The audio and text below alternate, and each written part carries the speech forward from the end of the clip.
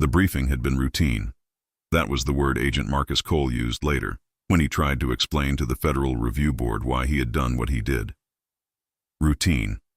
A single-word defense that explained nothing and justified everything, depending on who was listening.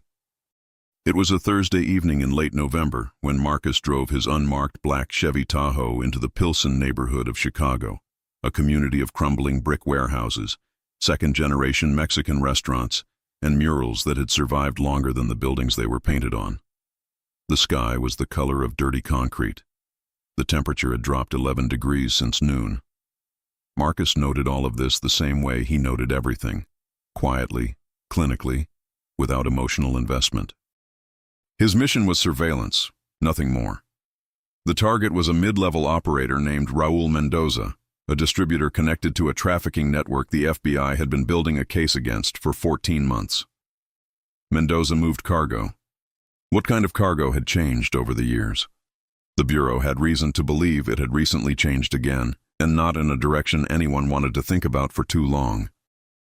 Marcus parked 2 blocks from the target location, a condemned 4-story building on West 19th Street that had once been a textile factory, and now stood hollow and half-collapsed behind a chain-link fence plastered with city demolition notices.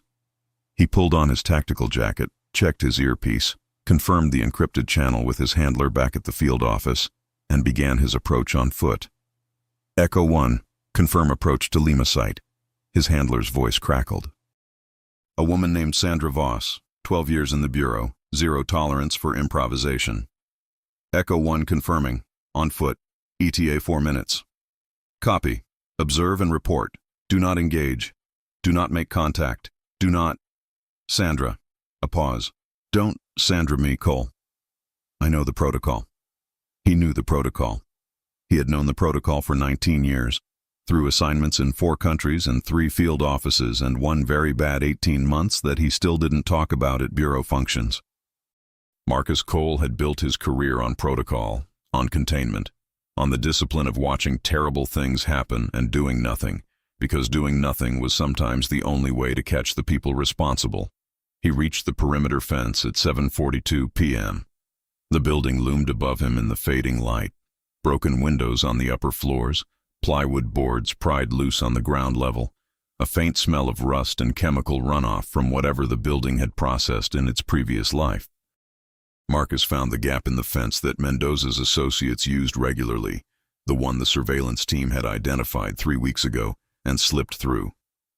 He moved along the building's eastern wall, staying in the shadow of the structure. The demolition site across the street provided ambient noise, a generator running, the distant beeping of a truck in reverse. Good cover.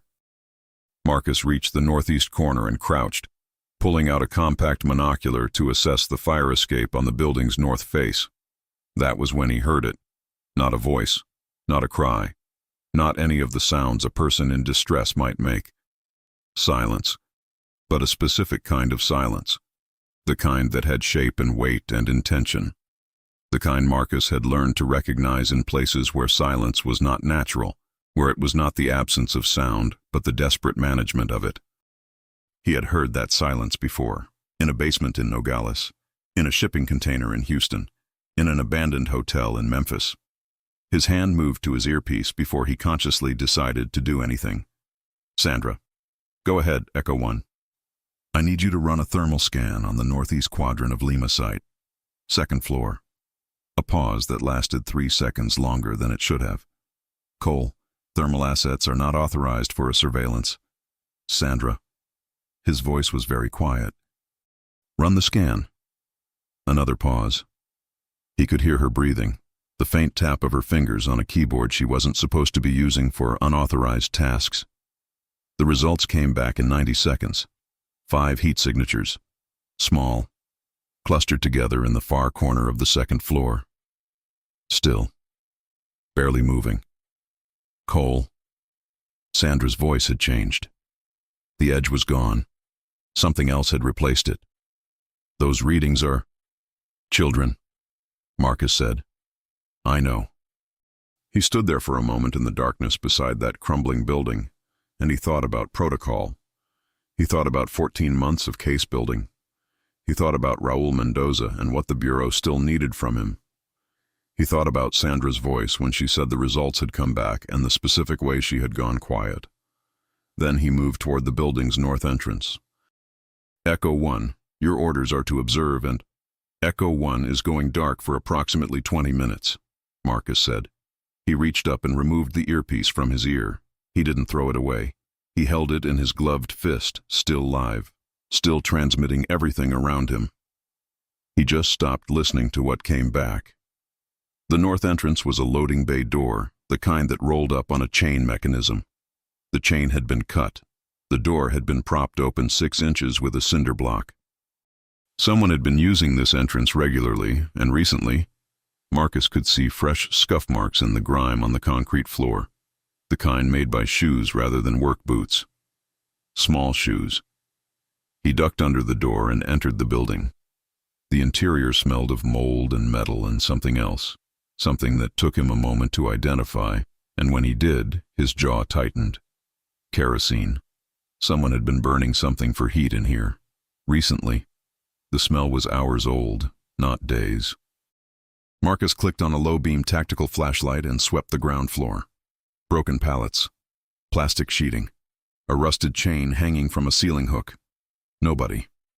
He found the staircase at the building's center, a concrete structure that had survived whatever had taken out the surrounding floors, and he began to climb. The second floor was worse than the ground floor. Half the ceiling had collapsed at some point, leaving a jagged open section that showed the skeleton of the third story above. Cold air moved through the space with a low, continuous moan.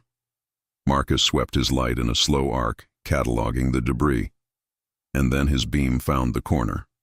They were behind a collapsed section of interior wall, a crude shelter formed by 2 sheets of plywood leaned together against the standing brick, with a layer of plastic tarp over the top. From the outside, in the dark, you would have seen nothing. The thermal scan had found them only because of the body heat concentrated in that small enclosed space. Marcus approached slowly. He made deliberate noise with his feet. Not much, just enough. He did not want to startle anyone. He had a very specific memory of what happened when frightened children in enclosed spaces were startled. He stopped 3 feet from the plywood shelter and crouched down to their level. "My name is Marcus," he said. His voice was low and steady. He did not identify himself as federal law enforcement. He did not say the word agent. Those were protocol decisions, and he was, for the moment, operating outside of protocol. "I'm not going to hurt you. I work for the government, but not the part of the government you need to be afraid of." He paused. "I know that might not mean much right now. You don't know me. But I'm going to stay right here until you decide whether you want to talk to me or not. And if you decide you don't, I'll leave and come back tomorrow. But I'm not going to pretend I wasn't here." Silence. The specific, managed, intentional silence. Then, from behind the plywood, came the smallest sound Marcus had heard in 19 years of field work. Not a word, not a cry, but a single controlled exhale. Like a child who had been holding her breath for so long that her body had finally overruled her will. Marcus did not move. He did not speak. He waited. The plywood sheet shifted. A face appeared in the gap. A girl, no older than 10, with dark hair matted against her cheek and eyes that were doing something remarkable. They were afraid and calculating at the same time. She was assessing him, measuring the distance, weighing options that no 10-year-old should ever have to weigh. "You said you'd leave if we wanted," she said. Her English was precise, careful, like someone who had learned it as a second language and had chosen each word very deliberately. "I did say that." "Do you mean it?" Marcus looked at her for a moment. Behind her, in the shadows of the makeshift shelter, he could see shapes. 4 more of them, pressed together, watching him through the gap. "I mean everything I say," Marcus told her. "That's either my best quality or my worst one, depending on the situation." She stared at him for 3 more seconds. Then she pulled the plywood sheet open another 6 inches. "There are 5 of us," she said. It was not an introduction. It was a warning. Marcus nodded slowly. "I know," he said. "I counted." For a long moment, Nothing moved. The wind moved through the broken ceiling above them, carrying the distant sound of sirens somewhere in the city, and the 5 children in that makeshift shelter in an abandoned factory in Pilsen held their breath collectively and made the decision that would change everything, for them and for Marcus Cole, and for a case that had seemed until 73 minutes ago like it was going exactly according to plan. "My name is Elena," the girl said, "and we haven't eaten since yesterday." Marcus reached into the interior pocket of his tactical jacket and pulled out 2 protein bars, standard field issue, the kind he always carried, and held them out toward the gap in the plywood. "It's not much," he said. Elena looked at the bars. She looked at his face. She looked at his hands, specifically at the earpiece still closed in his left fist, the one he had removed and had not put back. "You took that out," she said, nodding at it. "Why?" Marcus glanced at the earpiece. He thought about Sandra Voss on the other end, listening to everything, already calculating the fallout. He thought about what he would say to the review board. He thought about the word routine. "Because sometimes," he said quietly, "the right thing to do requires not listening to anyone else for a while." Elena reached through the gap and took the protein bars from his hand. Behind her, someone coughed. Small, suppressed, the practiced cough of a child who had learned not to make noise even when their body demanded it. Marcus Cole had been a federal agent for 19 years. He had never once violated a direct operational order. He put the earpiece back in his ear. "Sandra," he said, "I'm going to need backup. Civilian extraction, medical, and I'm going to need you to trust me." The silence on the other end lasted 4 full seconds. "Cole?" Sandra's voice finally came back, tight and controlled and carrying something beneath the professionalism that might, in another context, have been called fear. "What did you find in there?" Marcus looked at Elena. Elena looked back at him with those calculating, exhausted, ancient eyes. 5 children, he said, hiding in silence. "And whatever it is they're hiding from, it's worse than the case we've been building."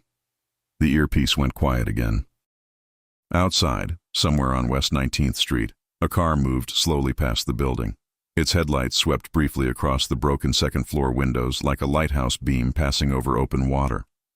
Elena flinched. Marcus noticed. And in that single involuntary flinch, that fraction of a second of pure, unguarded terror, he understood that whatever these 5 children knew, whatever they had seen and survived and been forced to stay silent about, was not something that would wait for protocols and review boards and 14 months of case building.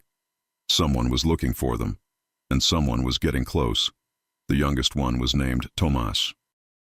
Marcus learned this not because anyone introduced him, but because one of the older boys, a quiet, watchful kid of about 9 named Diego, reached back into the shelter without being asked and pulled the small child forward by the sleeve of his shirt, as if presenting evidence. Tomas was maybe 5 years old, maybe 4. He had a bruise along his left jaw that was 3 or 4 days old, faded to yellow at the edges, and he was looking at Marcus with the specific expression of a child who has learned that the appearance of calm is a survival tool. "He doesn't talk much," Elena said. It was not an apology, it was information. "That's all right," Marcus said. "Neither do I usually." He had already done a visual assessment of all 5. The kind of rapid evaluation he had been trained to perform, and had hoped, on some level, never to perform on children. Elena, the eldest, approximately 10. A girl named Rosa, who sat closest to Tomas and kept one hand resting on his back, 8 years old maybe, with a long scratch on her forearm that had scabbed over cleanly. Diego, 9, the one who had produced Tomas. And one more boy in the back of the shelter who had not moved forward and had not given his name, who was watching Marcus from the shadows with an expression that was less fear and more fury. Older than the others, 11, possibly 12. "What's his name?" Marcus asked Elena quietly. "He'll tell you himself," she said, "when he decides to." Marcus nodded. That was fair. He had set up a small, tactical lantern on the floor between himself and the shelter entrance. Low light, warm tone, nothing harsh. He had also removed his jacket and set it aside, along with his radio. Not the earpiece. Sandra was still on the line, and he had told her to give him 30 minutes before she moved anyone into the building. She had not agreed to this. She had also not sent anyone in yet, which meant she was, in her way, giving him the 30 minutes. "Elena," Marcus said, "I need to understand how you got here. Not for a report, not for a case. I need to understand so I can figure out how to keep you safe tonight." He paused. "Can you tell me that?" Elena was quiet for a long moment. She had finished one of the protein bars and was holding the wrapper with both hands, folding and unfolding it in a small, repetitive motion that Marcus recognized as a self-regulation behavior. Something a child did when they needed to think but didn't want anyone to see them thinking. "We came from a house," she said finally, "in Cicero." 6 weeks earlier, the house in Cicero had seemed, from the outside, like every other house on the block. A narrow 2-story with aluminum siding and a chain-link fence around a dead grass yard, the kind of house that existed in the spaces between other houses without drawing attention to itself. That was the point of it. Elena had understood that from the first day, even though she had been told nothing directly.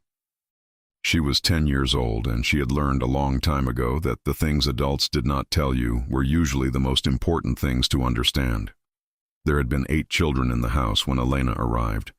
She had been brought there by a man she knew only as Senor Beto, a soft-spoken man in his 50s with a neat mustache and shoes that were always clean, regardless of the weather, which Elena had decided was either a sign of great discipline or great vanity.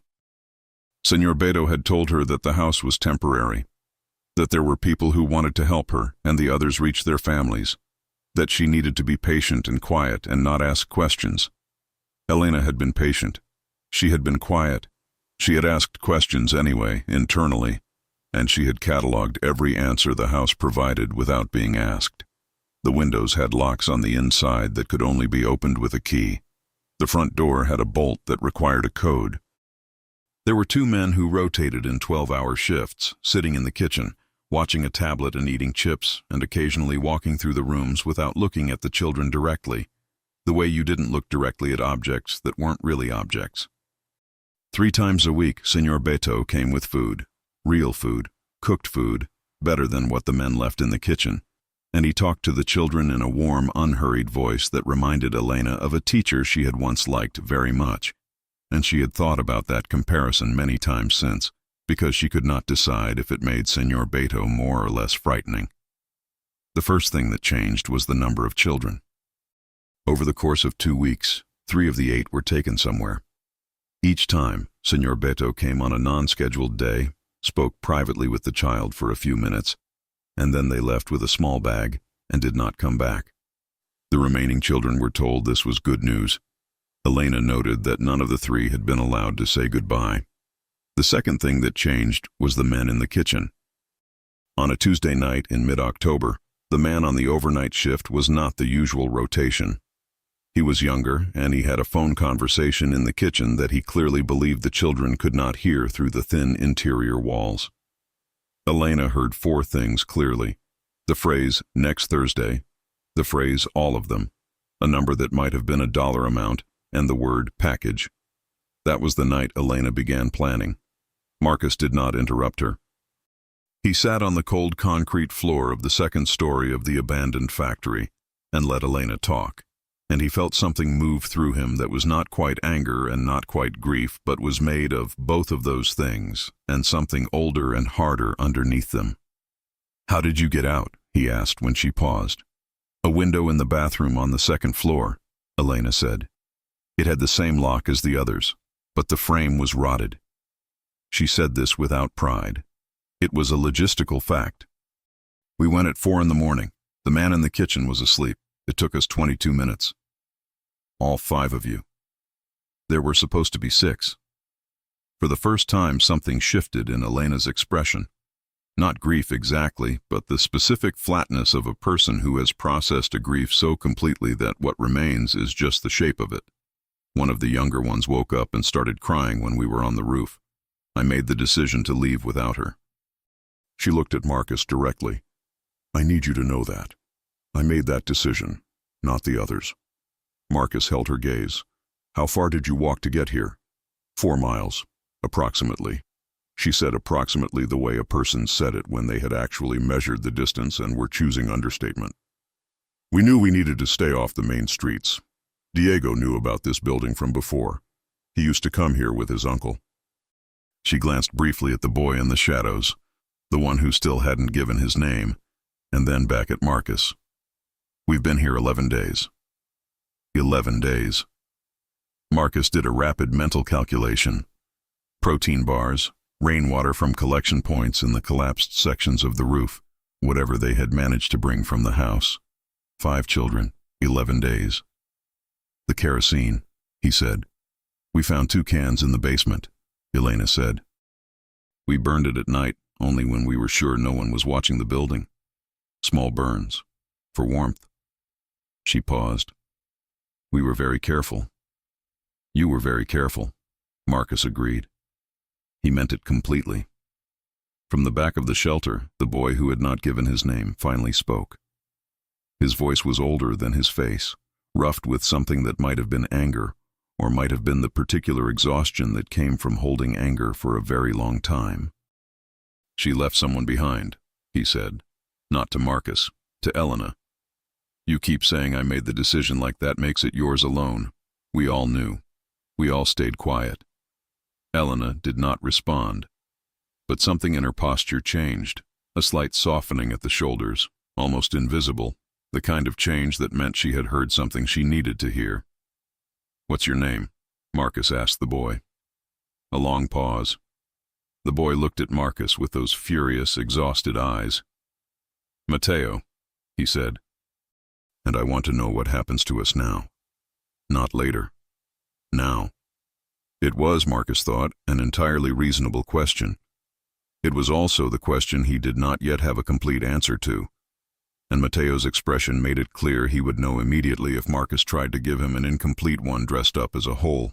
Right now, Marcus said carefully, there is a woman outside named Sandra who works with me. She's frustrated with me, which is normal. She's also good at her job, which means she's already called for medical personnel and a secure transport, even though she hasn't told me that yet. He paused. After tonight, there are going to be people who want to ask you questions. Federal agents, social workers, possibly prosecutors. I can't make that not happen. What I can do is make sure that when it happens, there is someone in the room whose only job is making sure you are treated like human beings and not like evidence. Mateo stared at him. And that's you?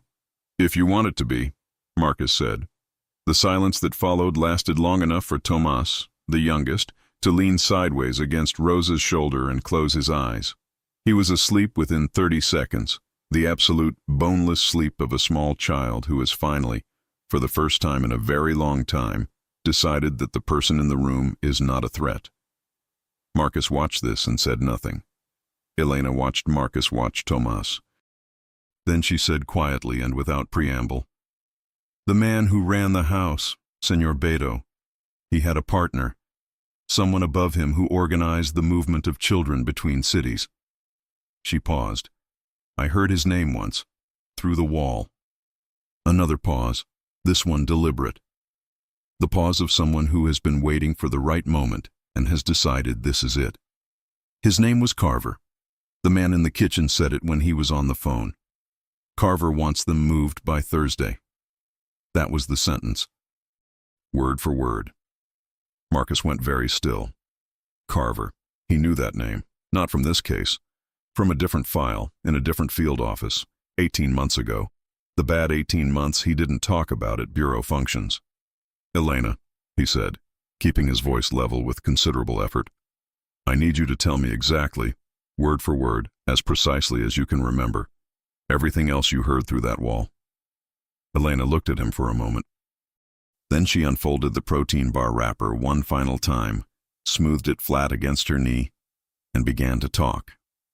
Outside, on West 19th Street, Sandra Voss stood beside the unmarked Tahoe and looked up at the dark second-floor windows of the condemned building and tried to decide whether what Marcus Cole had just stumbled into was the end of a 14-month investigation or the beginning of something far, far larger. Her phone buzzed.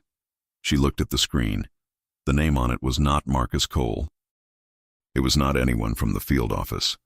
It was a number she had not seen in 11 months, a number she had been hoping, quietly and professionally, never to see again. She answered it. "You need to pull Cole out of that building," the voice said. No greeting, no identification. Right now, before she tells him any more. Sandra's hand tightened on the phone. Who is this? But she already knew. And the fact that she already knew meant that the 14 months in the case and the careful, patient architecture of everything they had been building had just developed a crack that went all the way to the foundation. "Pull him out," the voice said again. "And Sandra, don't tell him why." The call ended. Sandra stood on West 19th Street in the Chicago cold and looked at the building and thought about protocol and loyalty and the specific weight of a secret you had been carrying so long you had stopped noticing it. Then she walked toward the building's north entrance. Marcus heard her on the stairs before he saw her. Not because Sandra Voss was careless, and she was never careless, but because Marcus had spent 19 years learning the specific sound of someone who was walking toward a conversation they did not want to have. There was a particular rhythm to it, a fraction of a second longer between each footfall, the body unconsciously slowing what the mind had already committed to. He had heard that rhythm in interrogation rooms and hospital corridors, and once, memorably, outside the door of a director's office in Washington, where he had been waiting to be told that the operation in Nogales had been classified and sealed and was never to be discussed again. He heard it now on the concrete staircase of the abandoned factory on West 19th Street, and he stood up from the floor before Sandra reached the second-floor landing. She appeared in the stairwell doorway with a flashlight in her left hand and her right hand at her side, not near her weapon, which told Marcus she was not expecting a physical threat, which told him in turn that whatever had changed in her in the last 30 minutes was not tactical. It was something else, something internal. She swept the light across the room, registered the lantern, the shelter, the 5 children, Marcus standing. Her expression did the thing it always did when she was processing something difficult. It went very smooth, all the way smooth, like a surface that had been sanded past the point of texture. "Cole," she said. "Sandra." She walked toward him slowly. When she reached the edge of the lantern's light, she stopped. And for a moment the two of them stood on opposite sides of that small, warm circle with the children behind Marcus and the darkness behind Sandra. And Marcus thought that if someone were watching from above, it would look like a very old kind of scene.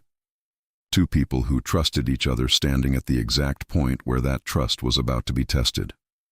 "Medical is outside," Sandra said. 2 paramedics, unmarked van. "Transport is staged 2 blocks north." She paused. "I need you to bring the children down now." "I know," Marcus said. "In a minute." Sandra's jaw tightened slightly. "Marcus, now." It was the first time in 4 years that she had used his first name in the field, and they both noticed it, and neither of them acknowledged it directly. "Who called you?" Marcus asked. The smooth surface held. "Field logistics, coordinating the extract. Sandra." His voice was quiet and entirely without aggression and completely immovable. "Who called you?" From behind him, from inside the shelter, came no sound at all. The 5 children were awake, he was certain of that, and they were doing the thing they had trained themselves to do in the house in Cicero and in 11 days of hiding in the cold. They were managing their silence, turning it into a tool, listening through it the way you listen through a wall. Sandra looked at him for a long moment. Then she looked past him, at the shelter, at the edge of Elena's face, visible in the gap in the plywood. Something moved across Sandra's expression. Not guilt exactly, but the shadow of it. The shape guilt left behind when a person had been carrying it long enough that it had worn a groove. "It doesn't matter who called me," Sandra said. "What matters is that we need to move these children to a secure facility tonight, and we need to do it through proper channels, and—" "She told me about Carver," Marcus said. Sandra stopped. Not a pause. A stop. The complete cessation of motion. The kind that happened when a word landed somewhere it had weight. Real weight. Accumulated weight. The weight of something that had been pressing down on a person from the inside for a very long time. Marcus watched her face and understood several things simultaneously that he wished he did not understand. "How long have you known that name?" he asked. His voice was still quiet. It was the quietest it had been all evening, which meant it was at its most serious. "Marcus, how long, Sandra?" She closed her eyes for exactly 2 seconds. When she opened them, the smooth surface was still there, but something had shifted underneath it, the way ice shifted when the temperature changed. Still intact, but fundamentally different in structure. 14 months, she said. The number landed between them like something dropped from a height. 14 months.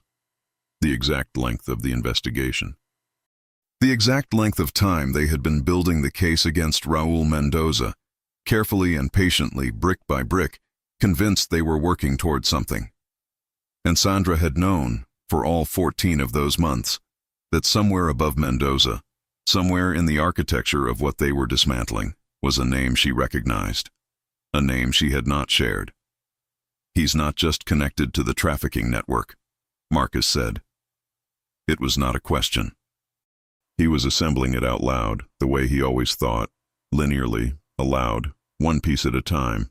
"He's connected to something federal, something that touches us, another piece, something that touches you. You don't understand what you're dealing with," Sandra said, and her voice had changed completely now. The professional edge was gone, and what remained was something rawer and more honest, and considerably more frightening. "Carver is not a name you can just surface in a federal investigation and expect to walk away from.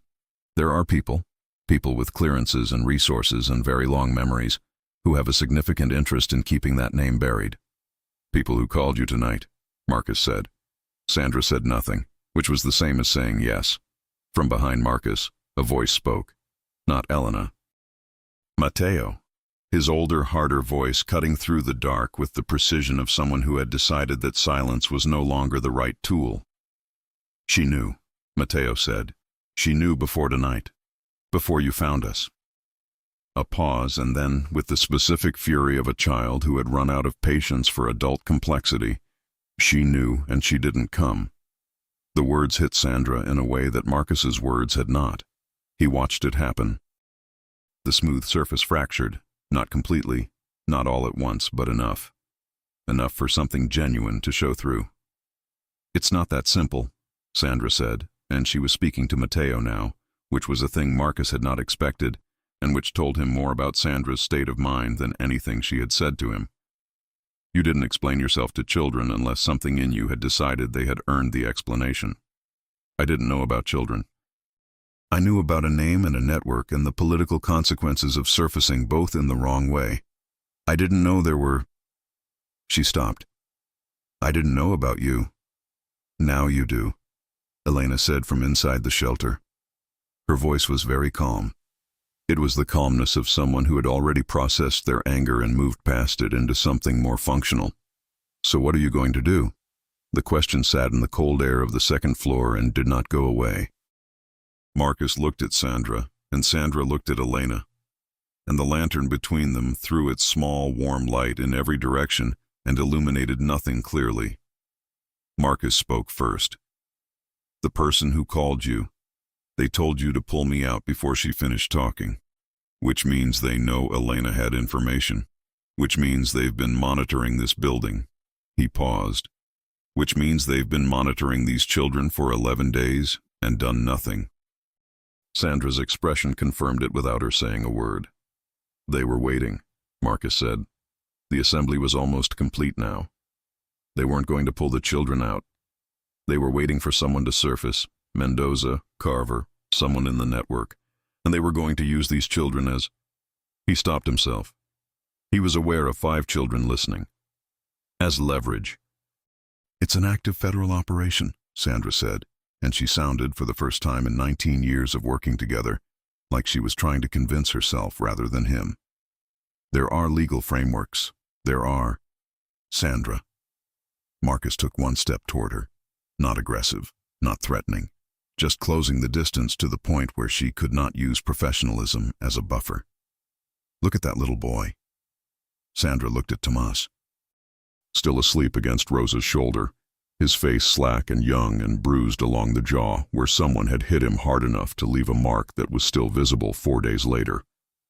"Look at him," Marcus said again, quietly, "and then tell me about legal frameworks."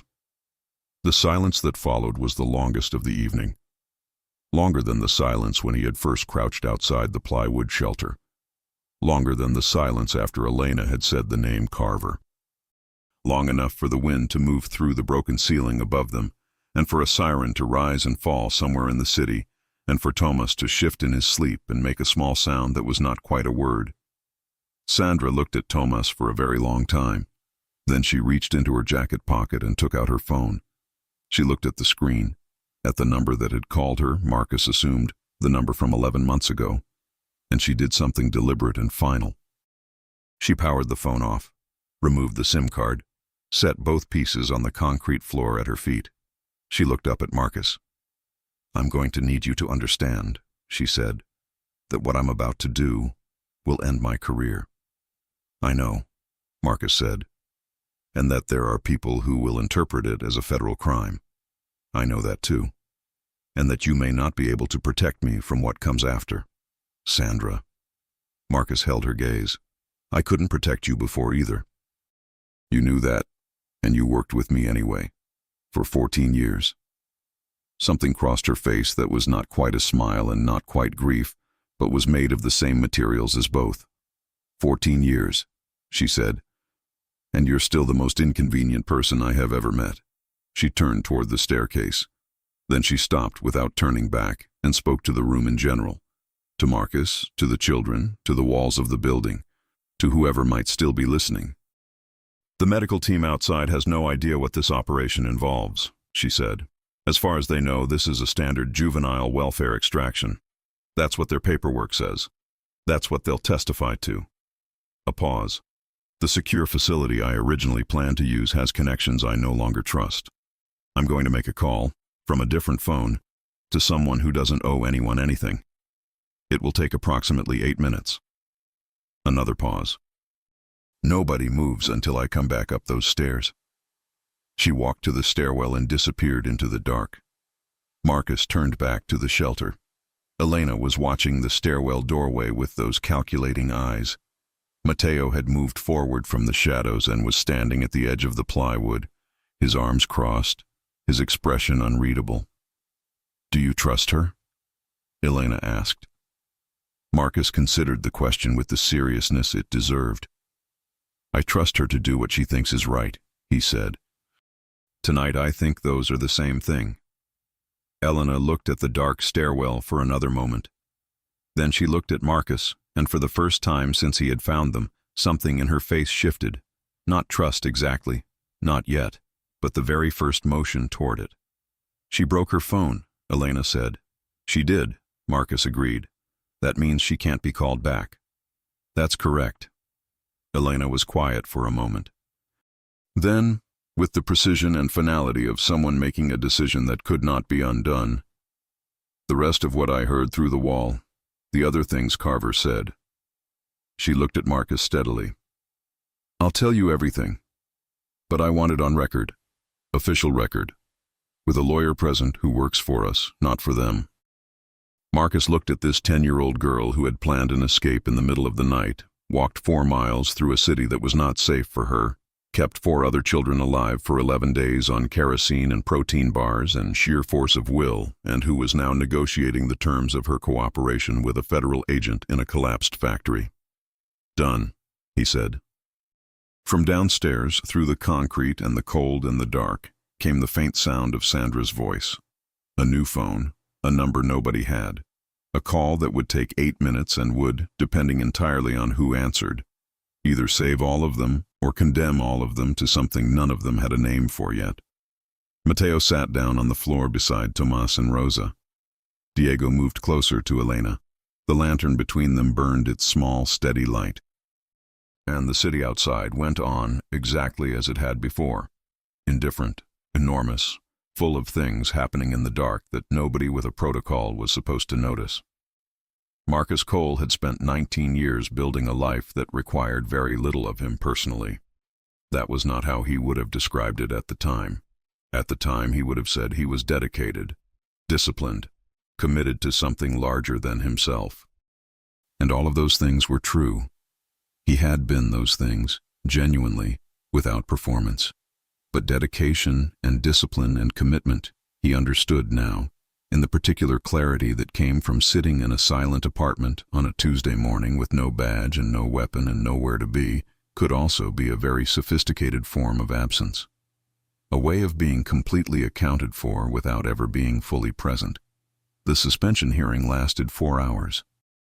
Marcus sat on one side of a long table in a conference room on the 9th floor of the federal building on West Roosevelt Road, and 3 senior officials sat on the other side, and they went through the 4 violations methodically and without visible emotion, the way you went through a checklist. Marcus answered their questions directly and honestly, and did not attempt to justify or contextualize anything, because justification and context were things you offered when you weren't certain you had made the right decision, and Marcus was certain. That certainty, he suspected, was part of what bothered them most. At the end of the 4 hours, the senior official in the center, a man named Garrett, who Marcus had known professionally for 11 years and personally not at all, looked at him across the table and said, "You understand that what you did compromised a 14-month federal investigation." "I understand that's the position of this review board," Marcus said. "It's not a position. It's a fact." "The investigation was already compromised," Marcus said, "from the inside. By someone with more clearance than either of us." He paused.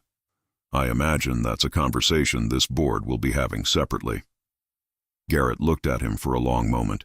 Then he looked down at the folder in front of him and said that the hearing was concluded and that Marcus would receive formal notification of the board's determination within 72 hours. Marcus stood, buttoned his jacket, and walked out of the building into the November cold. His badge and his weapon were already in the manila envelope on Garrett's table.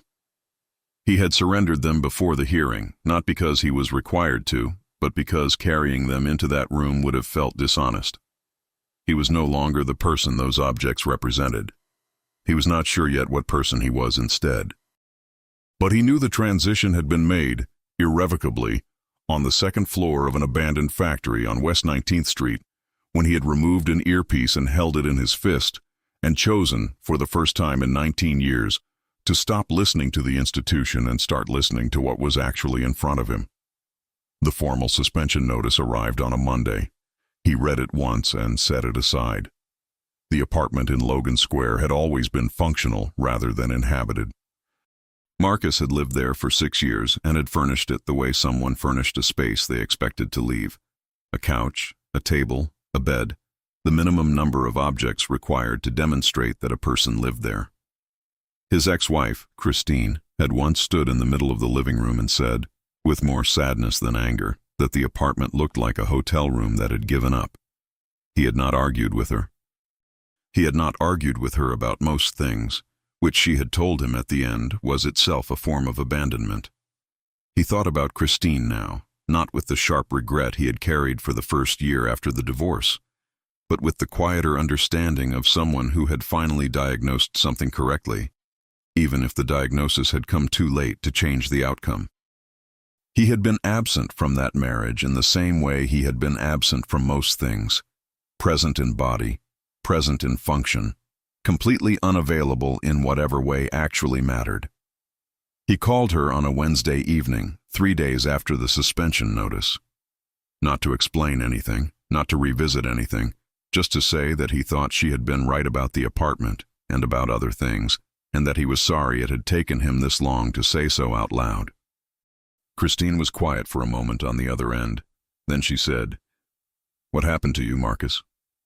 "I found 5 children hiding in a building," he said, "and I chose them over the protocol." Another silence, longer. "Are they all right?" she asked. "They're going to be," he said, "I think. And you?" He looked around the apartment, the functional furniture, the absence of photographs, the walls that had never accumulated the ordinary residue of a life being lived in them. "I'm working on it," he said. The process of rebuilding had no protocol, which was the first and most disorienting thing about it. For 19 years, Marcus had operated inside frameworks, mission parameters, chain of command, operational procedure, legal authority. Those frameworks had told him what to do and when and how and with whose permission. They had also, he understood now, relieved him of the necessity of deciding for himself what mattered. The Bureau had decided what mattered. His job had been execution. Without the frameworks, he had to decide everything himself. It was exhausting and clarifying in equal measure. He started with the things he could see directly in front of him. Sandra Voss was fighting her own suspension through the Bureau's internal appeals process, which she had told him she expected to lose and was pursuing anyway, because the record of the appeal would document things that certain people very much did not want documented. She was doing this alone, in a one-bedroom apartment in Wicker Park, working 16-hour days on a personal laptop, and she had declined every offer of help Marcus had made with the precise, controlled stubbornness of someone who had decided that this particular battle needed to be hers. He respected this. He also showed up at her apartment every Thursday evening with food, because Sandra forgot to eat when she was working, and had done so for as long as he had known her, and this was a fact that had not changed because their professional relationship had ended. She opened the door the first Thursday and looked at the takeout bag in his hand and said, "I told you I didn't need help." "This isn't help," Marcus said. "This is dinner. There's a difference." She let him in. They ate at her kitchen table surrounded by legal files and printed emails and the accumulated evidence of 14 months of investigation that was now, paradoxically, both sealed by federal order and the subject of a parallel inquiry that Sandra was building from the outside.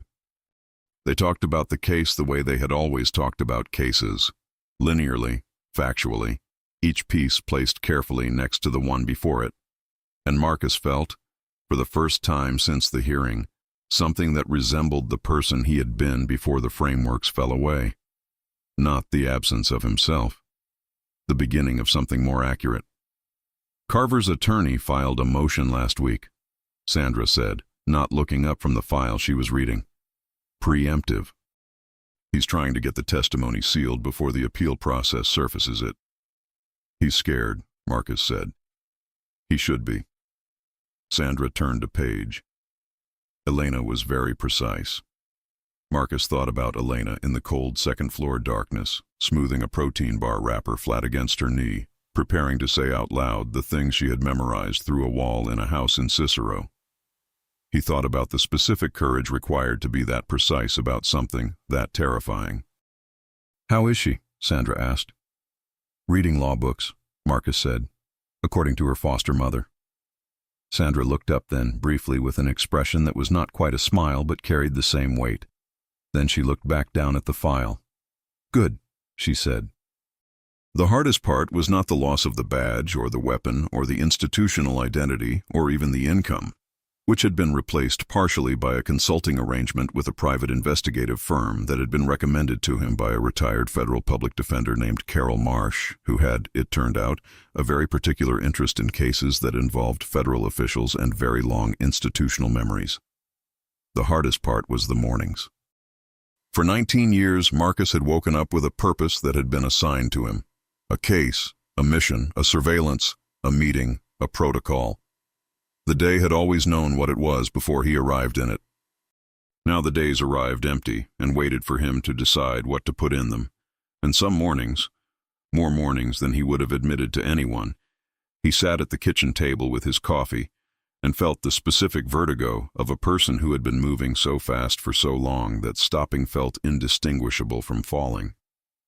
On one of those mornings, his phone rang. A number he didn't recognize. He answered it. "This is Patrice," the voice said. "I have Tomas here." He asked if he could talk to you. Marcus set down his coffee. There was a pause on the line, the soft ambient pause of a phone being handed across a room. And then a small voice said, very carefully and with the gravity of someone delivering important information, "I learned to read a new word today." Marcus was quiet for a moment. "What word?" he asked. "Persistent," Tomas said. "My teacher said it means you keep going even when it's hard." Marcus looked out his kitchen window at the November sky over Logan Square, gray and cold and entirely indifferent, the same sky it had always been. That's a good word, he said. I know, Tomas said.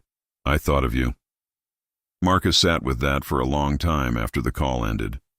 He sat with it the way you sat with something that had landed in a place you hadn't known was empty until something filled it.